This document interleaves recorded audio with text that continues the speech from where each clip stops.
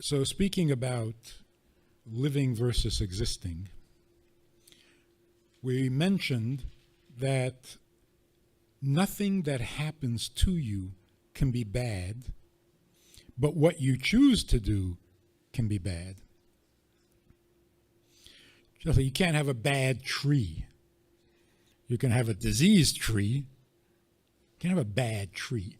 Only a human being who has freedom of choice can do something bad, which means choosing what you should not have chosen. Because bad means something that should not have happened. But here's where it becomes complicated. Nothing that ever happens to me is bad because everything happens for a reason. But what if you decide to hurt me? You have freedom of choice. You can do what you shouldn't have chosen to do. And what you chose to do is to hurt me. Now I got hurt. It shouldn't have happened. Because you shouldn't have chosen that. So the pain that you're giving me should not have happened because you shouldn't have done that. So we're back to the problem again. Things can happen to me that shouldn't happen because of other people. So what we've come to the conclusion so far is, if something happens to you, you're God's victim, and God always has a reason. But when you are someone else's victim, when you're victimized by another human being, oh, that shouldn't happen. That's bad. Well, it turns out no human being can victimize you. Can't. Because freedom of choice that the person has ends when they've made their choice. Beyond that, he has no control.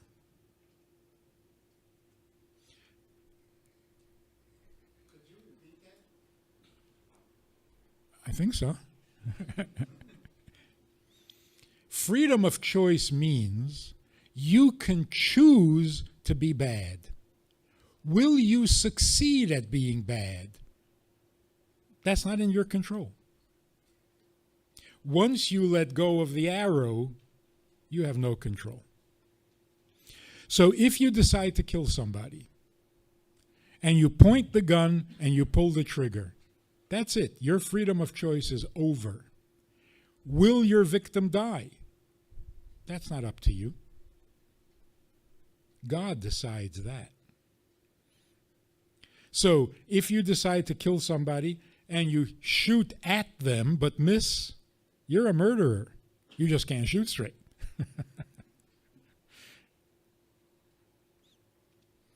Because all you can do to be a murderer is to choose to do it.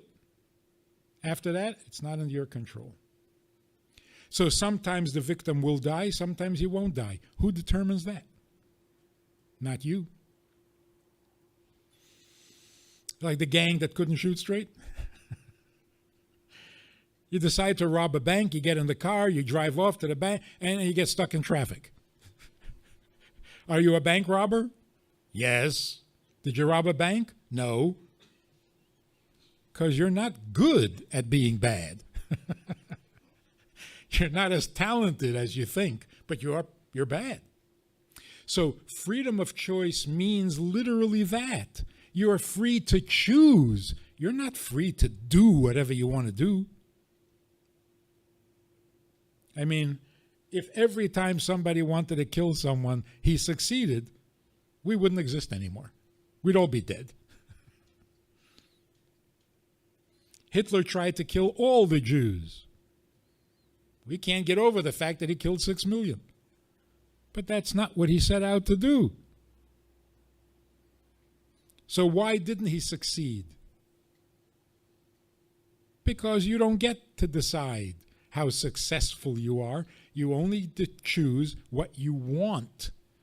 You have freedom to make a choice. You don't have the freedom to kill anybody you want to kill. Which means you are never the victim of someone else's choice. I wanted to insult this guy. He was annoying. I was speaking, and I wanted to put him in his place and really insult him, and I said something really insulting. He didn't get it. Went right over his head, and he wasn't insulted. So, did I have my freedom of choice? Yeah, and I chose to hurt this guy's feelings. Didn't happen. Why? Because it wasn't meant to happen. So does that interfere with my freedom of choice? No. I chose and I acted on my choice. The guy was too stupid to get the insult.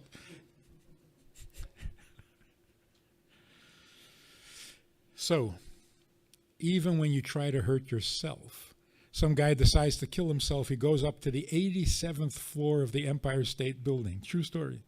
And he jumps out the window. Pretty good, no? I mean, if you want to kill yourself, that's almost guaranteed. But the wind up there is very strong. It blew him back against the building, and he landed on the windowsill of the 86th floor. Had a really bad headache. So you see, he had freedom of choice. Chose to kill himself. Not today. Ain't going to happen. Because God decides the outcome of your choice. You are never the victim of another human being. Joseph's brothers sold him into slavery. He turned out to be the viceroy of Egypt. And they come down and they realize that it's him, and they're sure that he's going to take revenge. And he says, I'm not even angry at you. Yeah, you made bad choices. That's your problem. But what happened to me, that was my fate. And it all turned out good. So you get your act together and worry about your bad intentions, but I got no complaints. In other words, what happens to me is not a direct result of what you chose. And we have this experience every day, 10 times a day.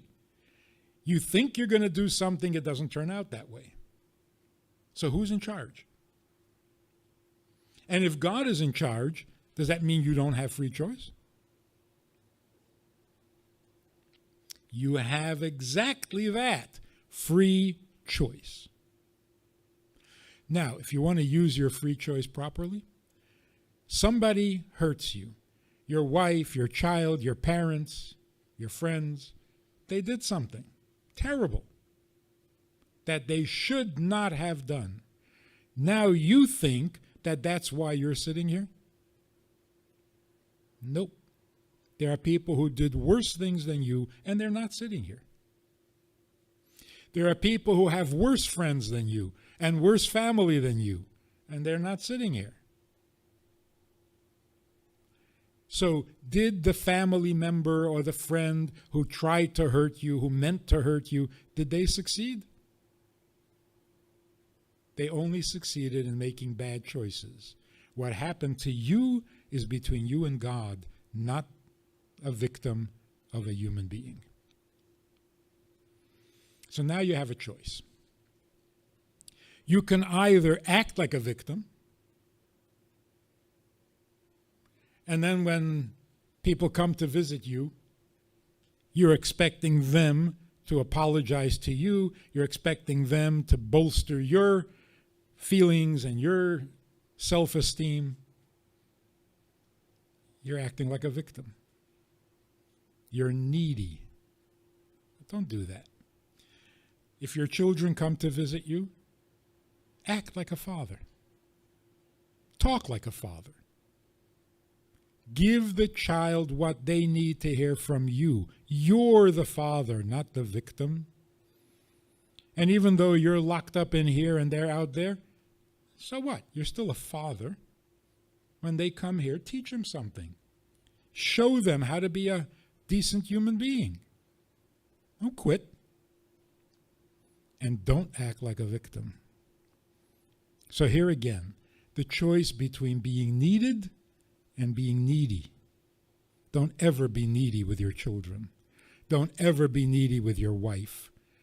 Don't ever be needy at all. Under all circumstances, take the position of the giver. You can make a difference for them. Be a role model. That sounds strange? You're sitting in here, you're an inmate, you're being punished for your crimes, and you're a role model? Yes. Yes. And when you act like a role model, you're even greater than the guys out there. Because you're not letting your existence rob you of your life.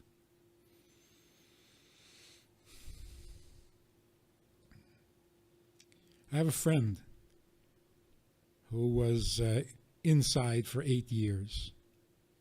He never stopped teaching. He would write letters to his children, telling them right from wrong, encouraging them to be good, to be strong, do the right thing, be moral, be nice. He never stopped fathering, because you can father from the inside just as well as you can father from the outside. Unless you think fathering means taking your kid to a ball game. That's not fathering. You can go to a ball game with anybody. So, here's again, the freedom of choice means you can respond to the other person's freedom of choice with freedom. You don't have to be their victim. You can be their teacher. So somebody comes to you who did you wrong, who hurt you, and they feel like they did this to you, and they apologize. I'm so sorry for sending you to jail. Say, excuse me, you're not God. You didn't send me to jail. Get off your high horse. You're just a guy who makes bad choices. That doesn't make you God. That should be your attitude. Like Joseph said to his brothers, you think you sent me to Egypt? What do you think, you're God? No, you're just jealous, petty people who made bad choices. That doesn't put you in a position of authority.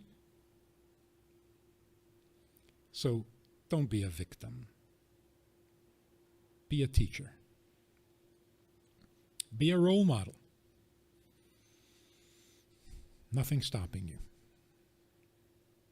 Just, nobody ever thinks that way.